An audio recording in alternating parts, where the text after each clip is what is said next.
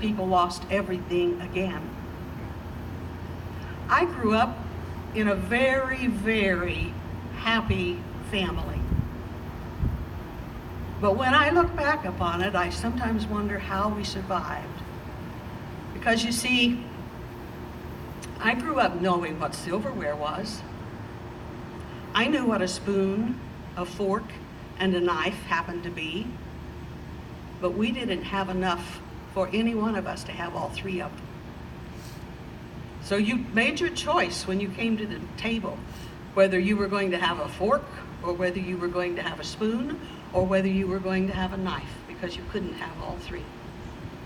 You made your choice as to whether you had a half a plate or a 3/4 plate, and I'm not talking about the amount of food on there. I'm saying we didn't have paper plates. We didn't have tin plates. We didn't have, if we broke a plate, we were too poor that we couldn't afford to throw it away. So we went to the table very fast because it was hard to eat much of a meal with a knife. Nothing else.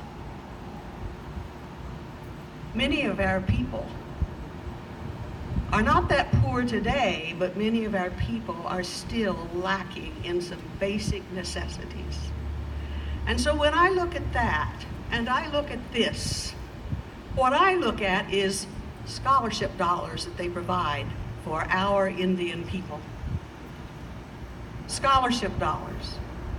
What I look at and what I see when I see this is I see funds to help our elders pay their electric bills. My grandfather died living in a chicken house because he had a home that had been provided to him by a daughter, but lightning struck it, burned it to the ground. He had no insurance. And so my grandfather had to live the rest of his life in an abandoned chicken house. Our people shouldn't have to live that way. And so that's what you do when you support Indigo Sky. You help pay the insurance for our elders so that they have insurance on their homes if they have a fire, if they have problems.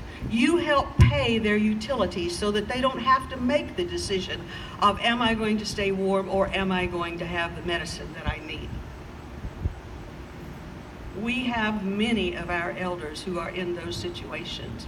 And those are the things that I see when I look at these buildings. And that's what you help us with.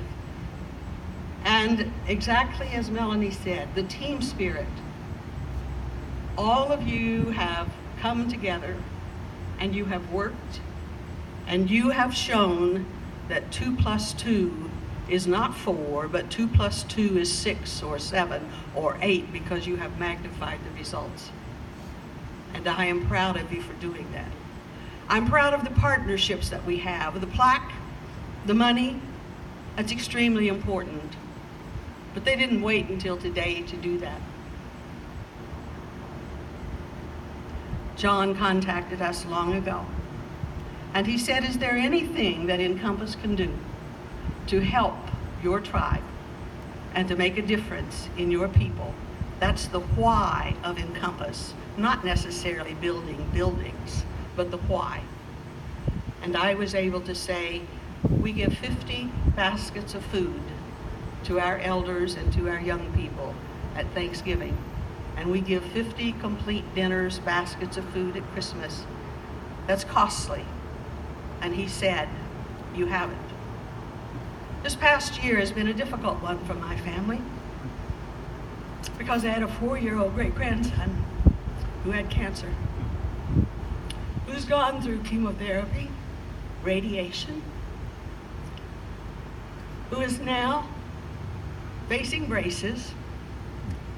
And John was one of the first to contact and say, where is he? How do I help? What can I do? And when I said he's in Kansas City, he said, we have a chaplain there. He'll be there to see him. He'll be there to pray with him. And he'll be there to visit him repeatedly. And that happened. That's a company that I admire. That's a company that I respect. And that's been the type of people who have worked on this project. And so we as Eastern Shawnees have a tremendous amount to be proud of. We've had a poor history, and I laugh about many things because I tell people that next to the elevators in that tower is a painting, and that painting depicts an actual historical fact when we had a person run the gauntlet. The gauntlet, they tried to kill them. And somebody said, why would you put a picture like that in a place where you're supposed to have fun?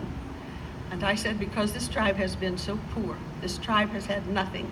We have worked and we have sacrificed, all of us, to get to where we are. We have taken risks and we have proven ourselves. And I said, I am so proud of the work that our people have done, that now that we have a hotel, if somebody goes in that hotel and ruins a room, they're going to answer to me. They're going to have to run the gauntlet, and I'm going to beat the hell out of them. And so that's why that picture is there.